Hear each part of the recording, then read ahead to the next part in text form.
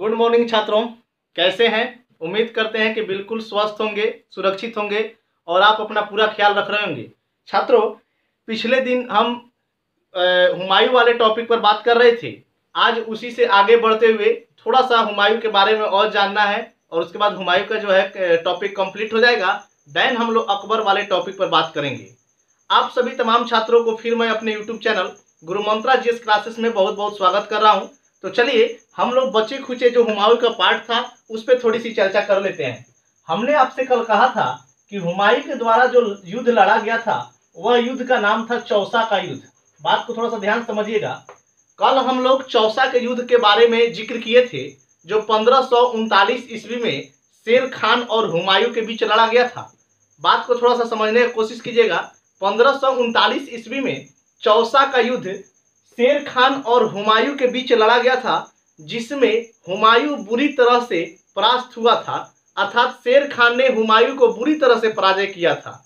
अब बात समझने की जरूरत है। यहाँ पे देखिएगा, बहुत सारे ऐसे छात्र हैं जो कल भी हमको कमेंट किए थे और मेरे फोन पे भी डायरेक्ट जो है मैसेज भी किए थे मेरे व्हाट्सएप पे कि सर जी लिखाते ज्यादा नहीं है। देखिए भाई, आपसे कह दें कि इतिहास है, ज्यादा लिखने का आप कोशिश मत कीजिए। आपको भी मैं यही सजेस्ट करूंगा कि इतिहास को ज्यादा लिखने का कोशिश मत कीजिए।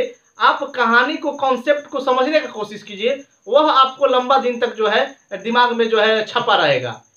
हुमायूं 1539 में शेर खान से जब युद्ध हार जाता है, चौसा का युद्ध जब वह हार जाता है, तो मैं आपको कल बताया भी था कि वह जो है गंगा नदी में कूद जाता है और गंगा नदी में जैसे वह कूदता है तो वह वहां पर डूबने लगता है और उसी दौरान एक जो है नाविक हुमायूं को बचाता है और उस नाविक का नाम भी हम कल बताए थे, भिस्ती था। उस नाविक का नाम जो था वह क्या था, तो भिस्ती था। कहीं कहीं आपको उसका नाम निजाम भी लिखा हुआ मिलता है, तो इससे टेंशन नहीं लेना है, निजाम या भिस्ती। आपको हम बता दें कि यह नाविक था जिसने हुमायूं को बचाया था।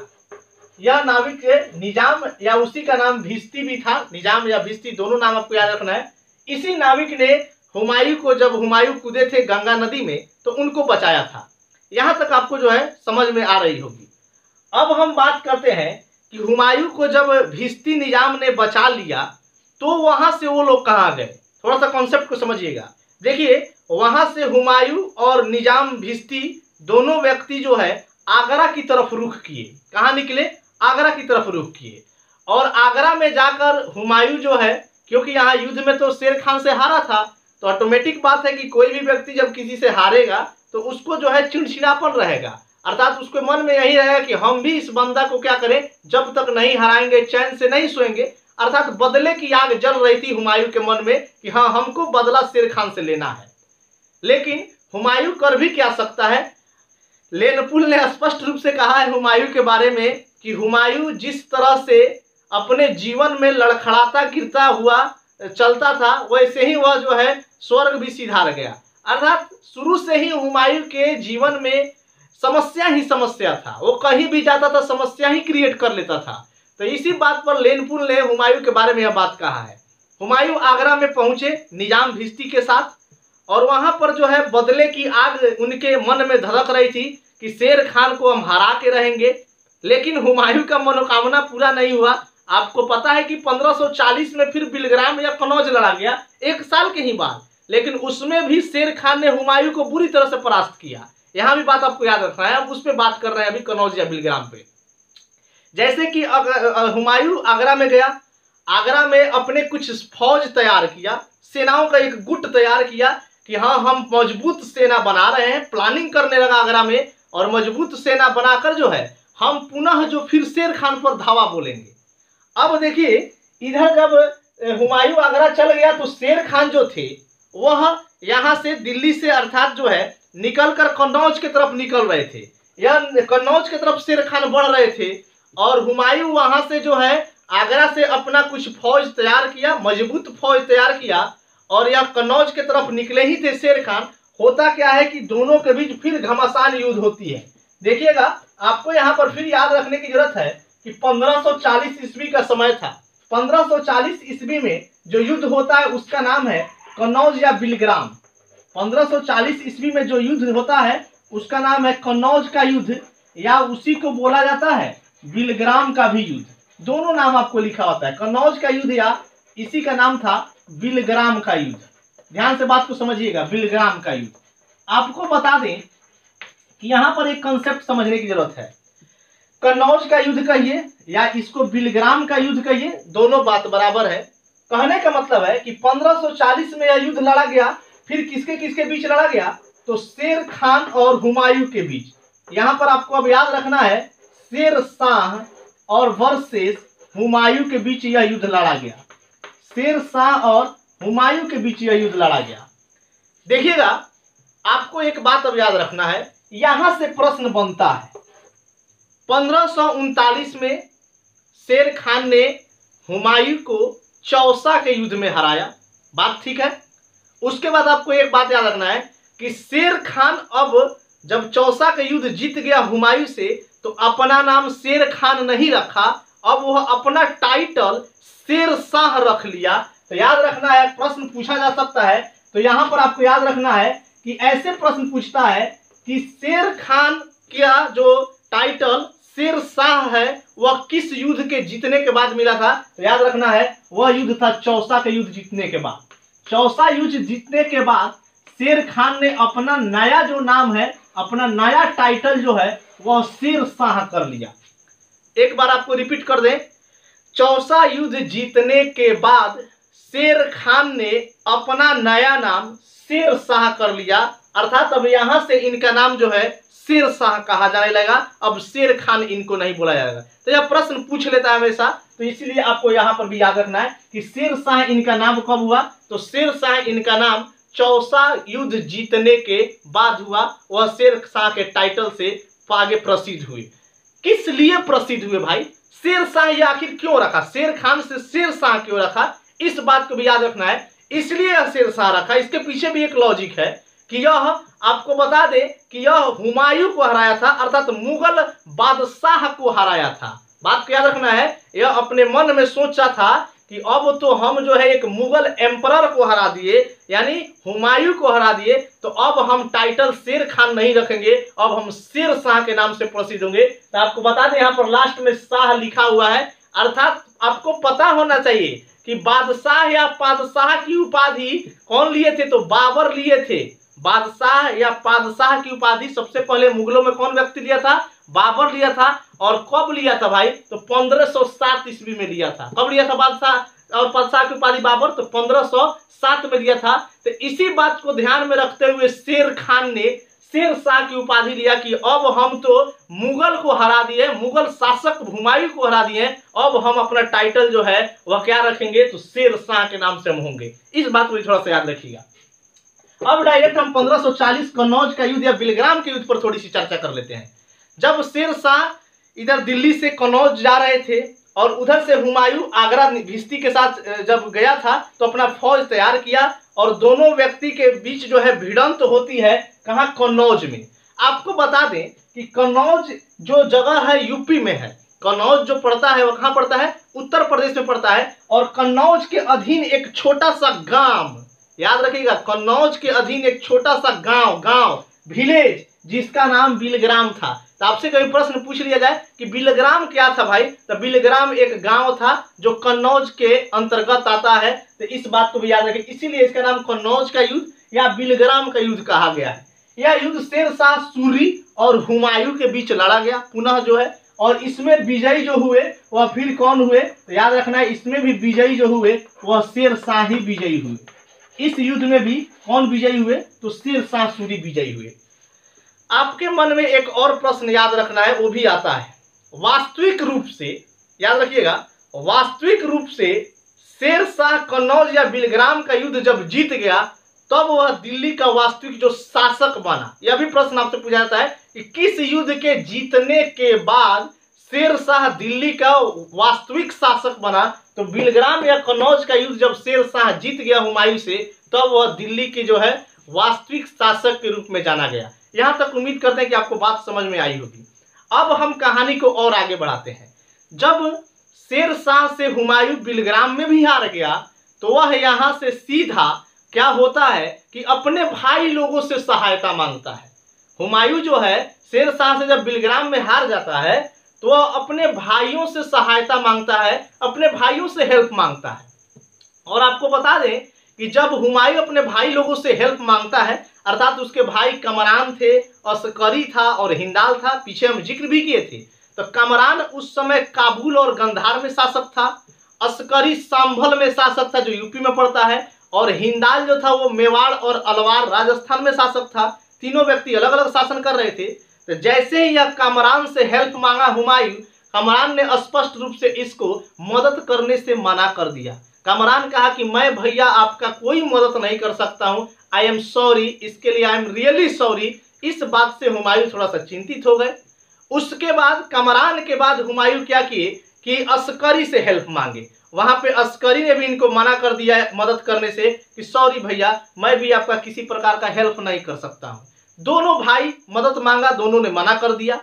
उसके बाद सबसे छोटे भाई हिंदाल के पास हुमायूं मदद के लिए जाते हैं, और हिंदाल जो है प्रारंभ में अर्थात शुरू में मदद करने से इग्नोर किया, मना किया था, लेकिन कुछ समय के बाद जो है वह मदद करने के लिए जो है हाँ भर दिया, अर्थात कहा कि हाँ ठीक है भैया, मैं आपका हेल्प करूंगा, आप मेरे यहाँ सीधा आ जाओ। कहा कि आप एक काम करो, आप मेरे पास आ जाओ। अर्थात वह कहाँ का शासक था, तो मैंने आपको बताया है कि हिंदाल जो था वो मेवाड़ और अलवार के शासक था, तो वह उनको मेवाड़ और अलवार बोला कि आप मेरे यहाँ डायरेक्ट आ जाओ। देखिएगा, जब हुमायूं हिंदाल के यहाँ चल गए, अब यहाँ से थोड़ा सा कहानी समझना है। जब हुमायूं हिंदाल के यहाँ चल गए तो वहां पर होता क्या है कि हिंदाल के घर यह 6 माह ऐसे रहे थे। ऐसा बताया जाता है कि अपने भाई, छोटे भाई हिंदाल के यहाँ हुमायूं 6 माह अपना जीवन गुजारे थे। उसी दरमियान इनके कहानी में एक बहुत ही अच्छा मोड़ आता है, वह इनके हुमायूं का लव स्टोरी का मोड़ आ जाता है। इस कहानी में अब क्या होता है कि हुमायूं का लव स्टोरी का मोड़ आ जाता है, इनका प्रेम कहानी प्रारंभ हो जाता है। प्रेम कहानी कैसे प्रारंभ होता है सुनिएगा, बहुत ही अच्छा जो है रोचक कहानी है। हुमायूं हिंदाल के यहाँ रहने लगे। हिंदाल के गुरु, बात को ध्यान समझिएगा, हिंदाल के गुरु जिसका नाम मीर बाबा सिया दोस्त, हिंदाल के गुरु जिसका नाम मीर बाबा सिया दोस्त, या कहीं कहीं आपको लिखा होता है मीर बाबा दोस्त, मीर बाबा दोस्त, ये हिंदाल के गुरु थे। मीर बाबा दोस्त या अकबर गाजी के भी नाम से जाना जाता है, अली अकबर गाजी, अली अकबर जामी इनका नाम था, अली अकबर जामी। 2 नाम है इनका, या तो आप कह सकते हैं मीर बाबा दोस्त या अली अकबर जामी। यह कौन था बंदा भाई, तो हिंदाल के गुरु थे। यह कौन थे, तो यह हिंदाल के गुरु थे, हिंदाल के गुरु थे। आपसे प्रश्न पूछा जा सकता है, हिंदाल के गुरु का नाम था मीर बाबा दोस्त या उन्हीं का नाम था अली अकबर गाजी, वह किसके गुरु थे, तो हिंदाल के गुरु थे, अली अकबर जामी। आपको याद रखना है कि इनके गुरु से अर्थात हिंदाल के गुरु से जो हुमायूं था वह उनके गुरु हिंदाल के पुत्री हमीदा बानो बेगम से लव अफेयर करने लगा, अर्थात प्रेम कहानी का इसका पाठ चालू हो जाता है, प्रेम प्रसंग होने लगता है। अर्थात इनके पुत्री का नाम था हमीदा बानो बेगम। याद रखिएगा, मीर बाबा दोस्त या इसको कह सकते हैं अकबर अल जामी, तो इन्हीं का पुत्री का नाम था हमीदा बानो बेगम, हमीदा बानो बेगम। और इस हमीदा बानो बेगम से हुमायूं का जो है वह क्या होता है, लव स्टोरी प्रारंभ हो जाता है, प्रेम कहानी प्रारंभ हो जाता है। बहुत ही अच्छा प्रेम कहानी है, थोड़ा सा गौर से समझ लीजिएगा। प्रेम कहानी चालू हो जाता है, हुमायूं हमीदा बानो बेगम से प्यार करने लगते हैं, मोहब्बत का चक्कर होने लगता है, और इसी प्यार मोहब्बत के चक्कर में हुमायूं यहाँ से जो है खदेड़ा जाते हैं। अर्थात जैसे ही हिंदाल को यह बात पता चला कि यार भैया श्री जो है यह तो गजबे आदमी निकले, इनका तो प्रेम कहानी यहाँ चालू हो गया, हम इनको क्या शरण दे दिए कि आइए आपको उधर से जो है शेर शाह बड़ा मार मार के बिलग्रामों में आपको बड़ा पिटाई किया था, तो चलिए 2 भाई जो है ऑलरेडी मना कर दिया था हेल्प करने से, हम भी इनको सोचे कि मना कर दे, लेकिन फिर हमारे मन में आया कि चलो भाई है यार, भाई है तो कभी जो है खून का रिश्ता है, तो इसको शरण दिए। और शरण दिए तो इस शरण का बड़ा बढ़िया फायदा उठा लिया, हमारा गुरुए के जो है पुत्री से प्रेम करने लगा। ये गजब कहानी था इसका। अब क्या किया कि हिंदाल जो है अपने बड़े भैया हुमायूं जी से नाराज हो गए। और नाराज होके कहे क्या कि भैया श्री प्रणाम, आप एक काम कीजिए, हमारे यहाँ से चले जाइए। जैसे ही यह बात हिंदाल हुमायूं से कहता है, हुमायूं के एकदम जो है पूरा एकदम होश ठिकाने, अरे यार पसीना से एकदम लथपथ होने लगे हुमायूं कि यार यह क्या कह दिया, अब हम कहाँ जाएंगे, किसके पास शरण लेंगे। तो आपको यहाँ से यह बात याद रखना है कि यहाँ से हमीदा बानो बेगम से जब इनका अफेयर चलने लगा हुमायूं का, तो हिंदाल नाराज हुए और हुमायूं को अपने घर से खदेड़ दिए, भागो यहाँ से, हम आपको नहीं रखेंगे यहाँ पे, ये सब हमको नहीं करना है।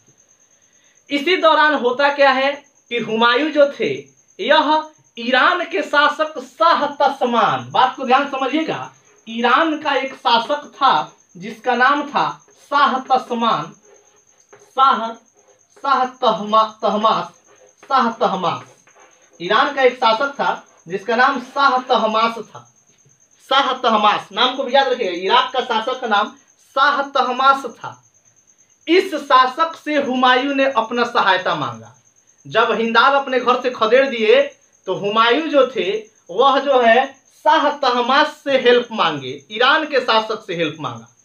और आपको बता दें कि जैसे ही हिंदाल अपने घर से हुमायूं को भगा दिए तो यह जो थे हुमायूं, यह अपने प्रेमिके ना कहिएगा भाई, प्रेमिके थी हमीदा बानो बेगम से 1541 में भगा कर ब्याह कर लिया था।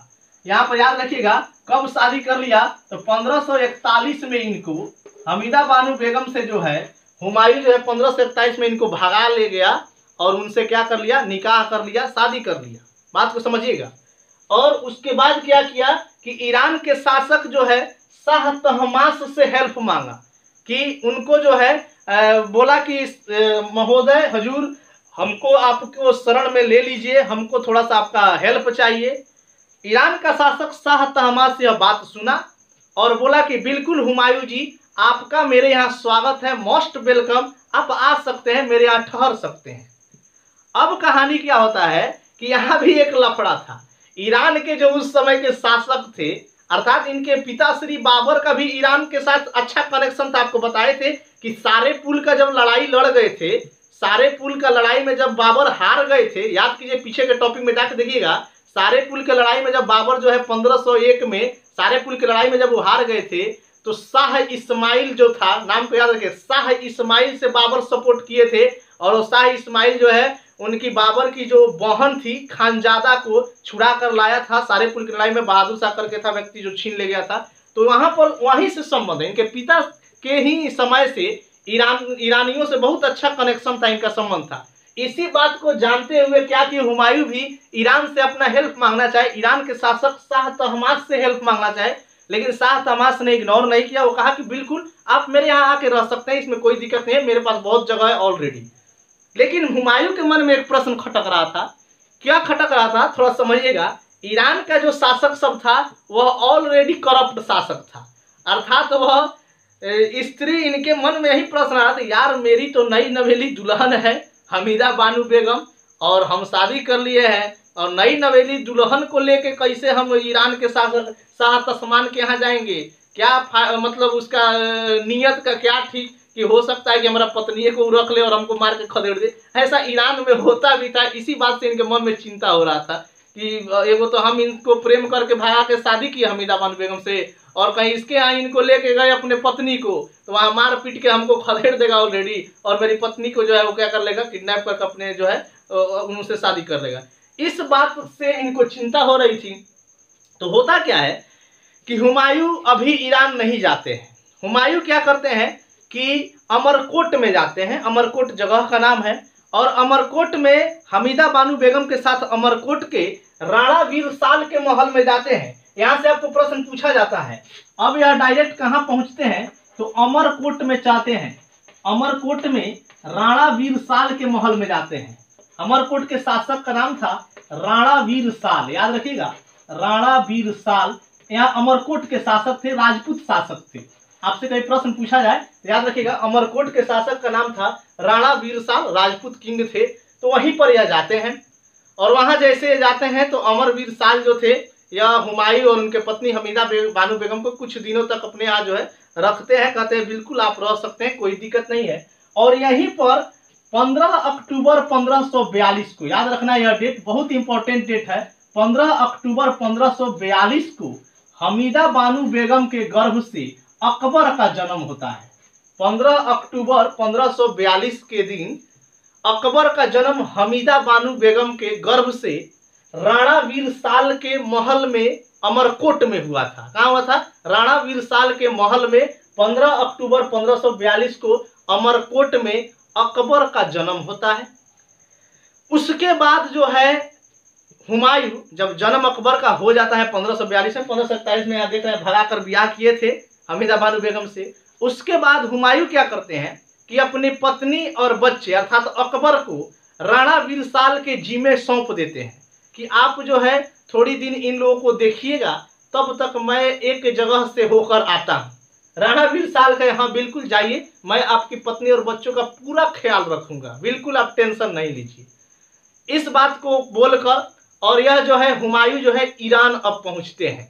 ईरान के शासक यानी शाह तहमास के यहाँ चलते हैं। कहाँ चलते हैं? तो ईरान के शासक का नाम क्या था? शाह तहमास के यहाँ चलते हैं। और आपको बता दें 1542 से लेकर, यहाँ पर याद रखना है, 1542 से लेकर और 1555 तक, 1542 से लेकर 1555 ईस्वी तक हुमायूं शाह तहमास के घर जो है अपना जीवन बिताते हैं। अर्थात उसके यहाँ इतना दिन जो है जाकर रह जाते हैं 1542 से 1555 तक। अर्थात कहने का मतलब है कि यहाँ पर आप देख सकते हैं कि 1542 से 1555 कितना समय हो रहा है? तो 8 साल यानी 50 5 15 13 साल, अप्रोक्सीमेट 13 से 14 साल जो है शाह तहमास के यहाँ जो है यह रहते हैं, अपना जीवन गुजारते हैं।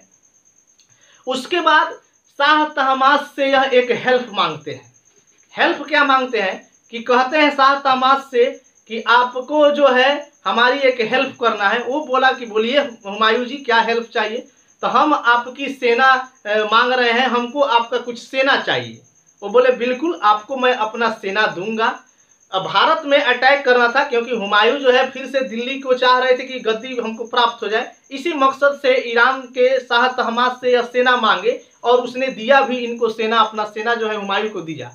और 1555 ईस्वी में, बात को ध्यान से समझिएगा, यहाँ आपको नोट डाउन करने की जरूरत है तो आप वीडियो का स्क्रीनशॉट डायरेक्ट ले सकते हैं, इसलिए थोड़ा सा आपको यहाँ पे जो है कंफर्म रहना है। अब क्या होता है कि 1555 में वहां से पुनः, बात को थोड़ा समझने की कोशिश कीजिएगा, 1555 ईस्वी में ईरान से, 1555 ईस्वी में ईरान से जो है हुमायूं, 1555 ईस्वी में ईरान से हुमायूं जो है शाह तहमास की सेना को लेकर और पुनः जो है मछीवाड़ा पहुंचता है। मछीवाड़ा कहां पहुंचता है भाई? तो मछीवाड़ा। यहां पे आपको याद रखना है मछीवाड़ा क्या है। मछीवाड़ा जो जगह है दिल्ली के आसपास पड़ता है। मछीवाड़ा जगह जो है यह कहां पड़ता है? दिल्ली के आसपास का क्षेत्र था मछीवाड़ा। यहां से आपको बात याद रखना है। मछीवाड़ा 1555 में वहां से चलते हैं और वहां से आते हुए 1555 में ही मछीवाड़ा दिल्ली में पहुंचते हैं। और दिल्ली में जब ये मछीवाड़ा पहुंचते हैं तो वहीं पर युद्ध होता है जिसका नाम ही था मछीवाड़ा का युद्ध। इसका नाम क्या था? मछीवाड़ा का ही युद्ध, इसी नाम से जाना गया, मछीवाड़ा का युद्ध। और मछीवाड़ा का युद्ध किसके किसके बीच हुआ था? तो यह भी बात आपको याद रखना है कि मछीवाड़ा का युद्ध जो हुआ था वह हुमायूं और वर्सेस इसके साथ सिकंदर शाह थे। मछीवाड़ा का जो युद्ध हुआ था वह उसमें हुमायूं और कौन कौन व्यक्ति थे? तो सिकंदर शाह थे। हुमायूं और सिकंदर शाह के बीच जो है मछीवाड़ा का युद्ध होता है। बात को थोड़ा समझने की कोशिश कीजिएगा। हुमायूं और सिकंदर शाह से मछीवाड़ा का युद्ध होता है। सिकंदर शाह भाई कौन था? आपके मन में ये प्रश्न आ रहा कि सिकंदर शाह कहने से आ गया। देखो भाई, सिकंदर शाह जो व्यक्ति था वह आपको बता दें कि सूरी वंश का एक शासक था। सूरी वंश में कुल 4 शासक शासन किए हैं। सबसे पहले तो आपको याद रखना है कि हम बात किए हैं शेर शाह सूरी, उनका लड़का मुबारक शाह, उसके बाद आदिल शाह और उसके बाद सिकंदर शाह। सबसे पहले आपको याद रखना है सिकंदर सूरी वंश में कुल 4 शासकों ने शासन किया। सबसे पहला शासक का नाम शेर शाह सूरी, शेर शाह सूरी के पुत्र का नाम मुबारक शाह, मुबारक शाह के लड़का का नाम आदिल शाह और आदिल शाह के लड़का का नाम सिकंदर शाह। तो यह सूर वंश का चौथा शासक था सिकंदर शाह। और सिकंदर शाह के साथ हुमायूं का युद्ध होता है। कौन सा युद्ध? तो मछीवाड़ा का युद्ध। कहाँ है? तो दिल्ली के समीप मछीवाड़ा पड़ता है। और इस युद्ध में जो है हुमायूं ने सिकंदर शाह को बुरी तरह से परास्त किया। इस युद्ध में हुमायूं की क्या हुई, तो इस युद्ध में याद रखना है विजय कौन हुआ, तो विजय कौन हुआ, तो हुमायूं हुआ। इस युद्ध में जीत किसकी हुई, तो हुमायूं की हुई। पूर्ण रूप से सिकंदर शाह को बुरी तरह से जो है हुमायूं परास्त करते हैं। लेकिन होता क्या है कि सिकंदर शाह यहां से अर्थात मछीवाड़ा, दिल्ली के समीप जो जगह था मछीवाड़ा, यहां से सिकंदर शाह भागकर अपनी जान बचाकर किसी तरह से पंजाब चला जाता है। इस युद्ध में यानी मछीवाड़ा युद्ध में जब ये हुमायूं से हार जाता है तो अपना जान कैसे हूं बचाकर और वहां से पंजाब के तरफ भागता है और पंजाब में कालानौर जगह पर चल जाता है। बात क्या है, पंजाब के किस जगह पर जाता है, कालानौर के समीप। और जब पंजाब यह पहुंचता है सिकंदर शाह, तो पीछे से हुमायूं भी इसको खदेड़ते पंजाब जाते हैं। बात को ध्यान समझिएगा, पीछे से हुमायूं भी खदेड़ते इसको पंजाब जाते हैं और पंजाब में फिर 2 पटकन दे के देते हैं। याद रखना है 2 पटकन फिर दिए हुमायूं इसको पंजाब में। उस युद्ध का नाम था सरहिंद का युद्ध, याद रखिएगा। फिर पंजाब जाते हैं और फिर 1555 में ही अर्थात पीछे ही जा रहे थे, तुरंत जो है यहाँ 1555 में मछीवाड़ा लड़े और पीछे फिर पंजाब गए और पंजाब का युद्ध भी जो हुआ पंजाब में, जिस नाम से युद्ध हुआ उसके नाम का याद है, सरहिंद का युद्ध। पंजाब में जो युद्ध हुआ उसका नाम क्या है, सरहिंद युद्ध जो हुआ था पंजाब में हुआ था। फिर हुमायूं और सिकंदर शाह के साथ हुआ था। हुमायूं वर्सेस सिकंदर शाह, हुमायूं और सिकंदर शाह के साथ हुआ था। और इस युद्ध में भी हुमायूं जो है वो विजयी रहे। आपको याद रखना है इस युद्ध में भी किसकी विजय हुई, तो इस युद्ध में भी हुमायूं की ही विजय हुई। अर्थात एक तरह से आप कह सकते हैं कि हुमायूं जो है सिकंदर शाह को दोनों युद्ध में लगातार परास्त किया, बैक टू बैक। अर्थात मछीवाड़ा में भी सिकंदर शाह को बुरा तरह से हुमायूं ने परास्त किया और यहाँ पर देख सकते हैं सरहिंद के भी युद्ध में सिकंदर शाह को हुमायूं ने परास्त किया। दोनों युद्ध में लगातार जो है सिकंदर शाह बुरी तरह से पराजित हुआ हुमायूं से। अब यहाँ पर क्या होता है कि जब यहाँ भी सरहिंद में भी सिकंदर शाह परास्त हो गया, उसकी जब हार हो गई सिकंदर शाह की, तो वह व्यक्ति याद रखना है नमक के पहाड़ी में जाकर छिप गया था। कभी कभी आपसे प्रश्न पूछ लेता है कि सिकंदर शाह कहाँ जाकर छिप गया था, तो याद रखना है नमक के पहाड़ी में छिप गया था। नमक की पहाड़ी में कहाँ छिपा था सिकंदर शाह, तो नमक की पहाड़ी में जाकर ही छिप गया था सिकंदर शाह। नमक की पहाड़ी से आपको एक और बात बता दें कि यहाँ से एक प्रश्न आपको कल हम बताए थे, खंभात की खाड़ी, याद आना चाहिए। खंभात की खाड़ी में कौन व्यक्ति छिपा था, तो बहादुर शाह छिपा था। खंभात की खाड़ी में कौन छिपा था, बहादुर शाह। और उसको कौन खदेड़ रहे थे, बहादुर शाह को, तो याद आना चाहिए कौन खदेड़ रहे थे, हुमायूं खदेड़ रहे थे। और काहे, तो वहां पर कर्णावती जो रानी थी, कर्णावती, उन्होंने राखी भेजा था और बहादुर शाह वहां पर इस्लाम का कसम दे दिया था, तो इसीलिए वहां पर उसको नहीं मार पाए और खंभात की खाड़ी में जाकर छिप गया था। इस पर हम लोग चर्चा पीछे के वीडियो में किया है, इसलिए आपको बताते हैं कि कहानी को हमेशा कोरिलेट करके याद रखें कि कभी मान लीजिए यहाँ नमक के पहाड़ी से आपको याद रखना है कि कौन व्यक्ति छिपा था, तो नमक के पहाड़ी में सिकंदर शाह जाके छिप गया था। तो इसी तरह आपको याद रखना है कि खंभात की खाड़ी में कौन छिपा था, तो बहादुर शाह छिपा था, मांडू का जो शासक था। तो नमक की पहाड़ी में सिकंदर शाह छिप गया और वहां पे कुछ दिनों तक जो है वहां ही छिपा रहा और हुमायूं जो है वहां से वापस आ जाते हैं, नहीं खोजते हैं उसके बाद, और वो दिल्ली पर आकर फिर पुनः हुमायूं जो है अपनी सत्ता को स्थापित कर लेते हैं। तो इस तरह से दिल्ली में फिर से उनका सत्ता जो है उनके हाथों में आ गया। अर्थात कह सकते हैं कि शाम को जो है भूला सुबह लौट के आ जाए तो उसे भूला नहीं कहते, तो वही कहानी था। इतना जो है स्ट्रगल करने के बाद, इतना परेशानी झेलने के बाद, इतना समस्या उठाने के बाद आखिर दिल्ली को हुमायूं ने फिर अपने हाथों में ले ही लिया। तो कह सकते हैं अच्छा बात है, लड़ते पुड़ते लिया लेकिन लिया लास्ट में। तो 1555 में सरहिंद का युद्ध भी हराता है, 1555 में मछीवाड़ा का भी युद्ध हराता है। अब बात करते हैं कि अब क्या प्रश्न बनता है आपके सवाल से, हम देखें आपके जो एग्जाम पॉइंट ऑफ व्यू से, तो एक प्रश्न और बनता है 1533 ईस्वी में। बात को ध्यान समझिएगा, 1533 ईस्वी में हुमायूं ने दीनपनाह नगर की स्थापना की थी। 1533 ईस्वी में हुमायूं ने दीनपनाह नामक एक नगर बसाया था। दीनपनाह नामक जो है नगर का जो है आपसे पूछ सकता है कि दीनपनाह नगर किसने बसाया था। याद रखना है दीनपनाह नगर हुमायूं ने बसाया था। किस व्यक्ति ने बसाया था, याद रखना है हुमायूं जो है 1533 ईस्वी में दीनपनाह नगर को बसाया था। अब बात आता है कि हुमायूं का 1555 में लास्ट युद्ध सरहिंद का युद्ध था, शेरशाह को उसमें हराया था। अब आपके मन में एक और प्रश्न चल रहा है कि यहाँ पे 1533 में हुमायूं ने दीनपनाह नगर की स्थापना की। और याद रखिएगा कि इसी दीनपनाह नगर में एक लाइब्रेरी था जिसका नाम सिर मंडल पुस्तकालय था, जो किसमें स्थित था? तो दीनपनाह नगर में उस लाइब्रेरी का नाम क्या था? सिर मंडल पुस्तकालय। कौन मंडल भाई? तो शेर मंडल पुस्तकालय कहाँ था? तो दीनपनाह नगर के स्थित जो है उसी में लाइब्रेरी एक बनाया गया था, शेर मंडल पुस्तकालय उसका नाम था। इसी शेर मंडल पुस्तकालय से गिरकर, पुस्तकालय की सीढ़ियों से गिरकर हुमायूं का मृत्यु हुआ था। याद रखना है, इसी शेर मंडल पुस्तकालय के सीढ़ियों से गिरकर हुमायूं का जो है मृत्यु हुआ था। कब हुआ था? तो 1556 में मृत्यु हुआ था। हुमायूं का मृत्यु याद रखना है कब हुआ था मेरे भाई? तो हुमायूं का मृत्यु जो है 1556 में, 1 जनवरी 1556 को हुमायूं का डेथ हुआ था। आपको बता दें हुमायूं की मृत्यु 1556 में दीनपनाह नामक जो नगर उसने बसाया था उसी में एक लाइब्रेरी था, जिस लाइब्रेरी के नाम शेर मंडल लाइब्रेरी था। उसी शेर मंडल लाइब्रेरी के 5वां तल्ला पर हुमायूं चढ़ गया था, जो अफीम के नशा में भूत था। आपको बताए भी थे शायद हम पिछले क्लास में, कभी अफीम का ज्यादा सेवन कर लिया था। और वहां किस लिए गया था भाई मेरे? इहो प्रश्न आ सकता, क्या वह पुस्तक पढ़ने के लिए गया था? नहीं, बिल्कुल गलत है। हुमायूं का मृत्यु की कहानी समझ लीजिए। हुमायूं शेर मंडल पुस्तकालय में निरीक्षण करने गया था, शेर मंडल पुस्तकालय को देखने गया था। देखने क्यों गया था? आपको बता दें कि शेर मंडल पुस्तकालय, मेरे भाई याद रखना, शेर मंडल पुस्तकालय जो था उसको शेर शाह सूरी बनवा रहे थे, वह पूरा नहीं हो पाया था शेर शाह सूरी से। आपसे कई प्रश्न पूछ दिया कि शेर मंडल जो लाइब्रेरी था उसको किस व्यक्ति ने बनवाया था? तो शेर मंडल पुस्तकालय को शेर शाह सूरी ने बनवा रहा था, लेकिन जब शेर शाह सूरी का मृत्यु हो गया तो कुछ दिन तक वह काम जो क्या हुआ, रुक गया, अर्थात अधूरा बनवाए थे।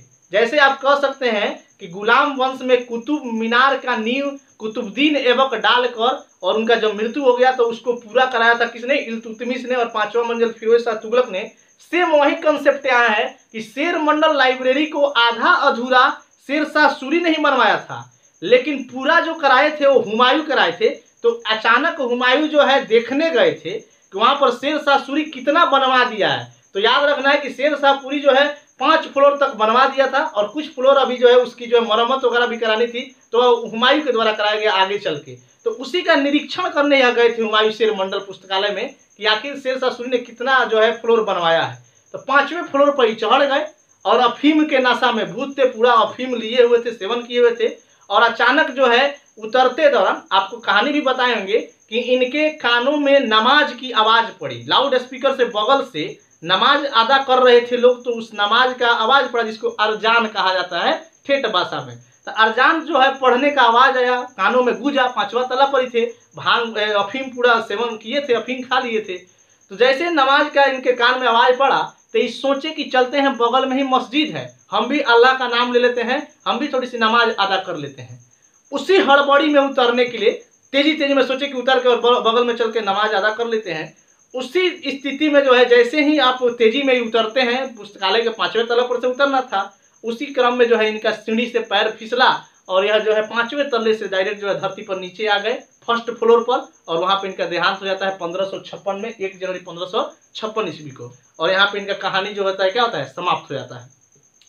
आपको बता दें कि हुमायूं नामा की रचना गुलबदन बेगम ने किया है, जो हुमायूं की क्या थी, तो बहन थी। यह भी प्रश्न पूछा जाता है कि हुमायूं नामा का रचना किसने किया है? तो हुमायूं नामा का रचना गुलबदन बेगम ने किया है। गुलबदन बेगम कौन थी? तो वह थी किसकी? तो हुमायूं की बहन थी। किसके कहने पर किया है? इहो प्रश्न पूछ देगा आपसे कबो। तो 2 तरह का प्रश्न याद रखना। हुमायूं नामा की रचना किसने किया? हुमायूं नामा गुलबदन बेगम ने लिखा।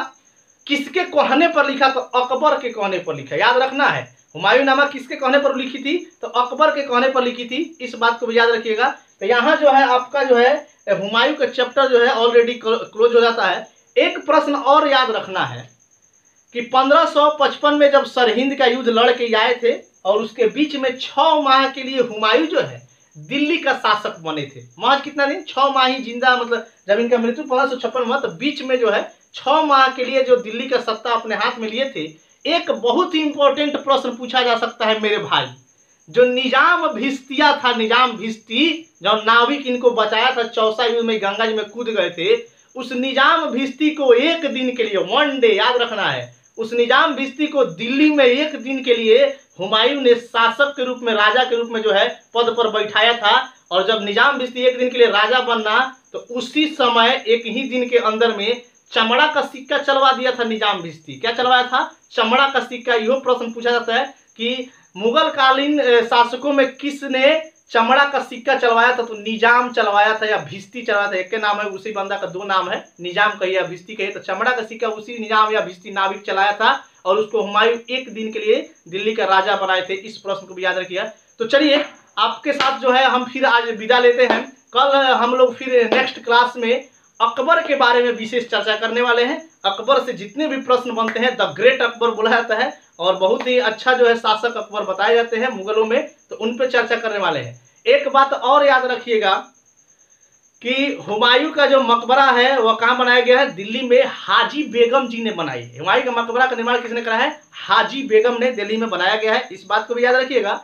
हुमायूं जो है ज्योतिष में बड़ा विश्वास रखते थे। कहीं कहीं यह लिखा भी हुआ है कि हुमायूं ज्योतिष में विश्वास रखने के कारण सप्ताह के 7 दिन जो है अलग अलग रंग का ड्रेस पहन कर आते थे, अलग अलग रंग का कपड़ा पहनते थे। तो इस बात को भी थोड़ा सा याद रखिएगा। तो चलिए हम लोग कल जो है अकबर के बारे में चर्चा करने वाले हैं। हुमायूं के लड़के अकबर के बारे में, जो हमीदा बानो बेगम के गर्भ से राणा बिरसाल के महल में अमरकोट में पैदा हुए थे, उन्हीं अकबर पर हम लोग विशेष चर्चा करने वाले हैं। तब तक के लिए लेते हैं विदा। आप लोग से एक चलते चलते बहुत ही जो है विनती है मेरे भाई कि यदि जो है मेरी पढ़ाई आपको समझ में आती है, मेरे द्वारा पढ़ाया गया कंटेंट आपको समझ में आता है, आपको किसी प्रकार से किसी एंगल से यदि हम आपको अच्छे लगते हैं, हमारी पढ़ाई से आपको संतुष्टि मिलती है, तो प्लीज एंड प्लीज वीडियो को लाइक कीजिए, शेयर कीजिए और अपना विचार हमें कमेंट माध्यम से भेजिए। मैं आपका जो है कमेंट के लिए बहुत ललायित रहता हूं। आप जो है हमारी पढ़ाई के बारे में अपना फीडबैक दीजिए कि मैं आपके कसौटियों पर खरा उतर रहा हूं कि नहीं, आपको अच्छे ढंग से पढ़ा पा रहा हूं कि नहीं। इस बात को आप अपने कमेंट माध्यम से हमें संप्रेषित कीजिए। मैं उसके लिए आपका आभार व्यक्त करता हूं। और बहुत सारे छात्रों के मन में ये सवाल था कि सर क्या यह जो पढ़ा रहे हैं आप बिहार दरोगा के ही पर्पज से? तो बिल्कुल नहीं, इस बात को अपने दिमाग से निकाल दीजिए। यह उन सारी प्रतियोगी परीक्षाओं में रामबाण सिद्ध होगा। एकदम आपको गारंटी एकदम 100% मोहर मार के दे रहे हैं कि वह बिहार दरोगा नहीं, वह बीपीएससी पीटी तक का बात कर रहे हैं। हम छोटा मोटा का तो बात अभी इसलिए नहीं करेंगे कि जब इतना आपको ओवरलोड कंटेंट है, इतना हाई लेवल जब पढ़ाया जा रहा है, तो रेलवे एसएससी में तो भाई आपका सवाल ऐसी आंख मूंद के बनाएगा तो बनेगा। लेकिन बीपीएससी पीटी तक हम बात कर रहे हैं कि यह कंटेंट जो है एकदम लाभकारी सिद्ध होगा। तो इसलिए वीडियो को इत्मीनान से देखिए और बात को समझने का ज्यादा कोशिश कीजिए, लिखने का कम कोशिश कीजिए, यह आपके लिए अति लाभकारी होगा। तो चलिए लेते हैं विदा। आज जो है फिर से हम लोग कल मिलते हैं नेक्स्ट क्लास में अकबर के साथ। Bye bye, good bye. और आपको चलते हैं एक कहानी और सुन लीजिए। अभी बिहार फॉरेस्ट गार्ड की वैकेंसी चल रही है और बिहार दरोगा जो है फिर से 2213 पदों के लिए बाली आया। तो जो भी छात्र हमको देख पा रहे हैं, जिनको बिहार दरोगा का स्पेशली तैयारी करना है, आज हम एक सूचना भी दे रहे हैं, जिनको बिहार दरोगा पीटी के लिए स्पेशली तैयारी करना है, उनके लिए हम लोग जो है सप्ताह में 2 पेपर लेके चलेंगे। अर्थात इस सप्ताह से नहीं, लेकिन अगले सप्ताह से आपका 2 पेपर बिहार दरोगा वालों के लिए खास कर रहे हैं 2 पेपर चलेगा। आज ऐसा होगा कि 4 दिन जो होगा वह आपका हिस्ट्री तो चलेगा, लेकिन 2-3 दिन जो होगा वो पॉलिटी का भी सेक्शन जोड़ दिया जाएगा, राजनीति का भी सेक्शन जोड़ दिया जाएगा। तो आपका 2 पेपर एक साथ चलने हैं जो बिहार दरोगा के लिए तैयारी कर रहे हैं। 2213 जो अभी नया वैकेंसी आई है, तो आपको अच्छा खासा टाइम भी मिल रहा है। अभी इस साल तो एग्जाम होगा नहीं इस बिहार दरोगा का, क्योंकि अभी मेंस देना है। जो पिछला बार के लड़का मेंस में जो पीटी में पास किया उनको मेंस देना है, तो पहले वह होगा। और यह तो एकदम याद रखिए कि यह अगले साल 2021 में होगा जो बिहार दरोगा भी आया है। तो चलिए हम लोग मिलते हैं कल छोटे से ब्रेक के बाद। तब तक आप जो है एकदम एंजॉय कीजिए और एंजॉय के साथ पढ़ाई कीजिए। दिमाग पर ज़्यादा टेंशन मत लीजिए, किसी प्रकार का लोड नहीं लीजिए। एकदम सेल्फ स्टडी अपने घर में बिल्कुल जो है करिए। और सेल्फ स्टडी से बड़ा कोई ताकत नहीं है, इधर उधर भटकने घूमने से कोई फायदा नहीं है। अपना घर में अपना सेल्फ स्टडी बेहतर रूप से कीजिए, जो वही आपको फायदा देगा। तो चलते हैं, बाय बाय, फिर मिलते हैं कल हम लोग।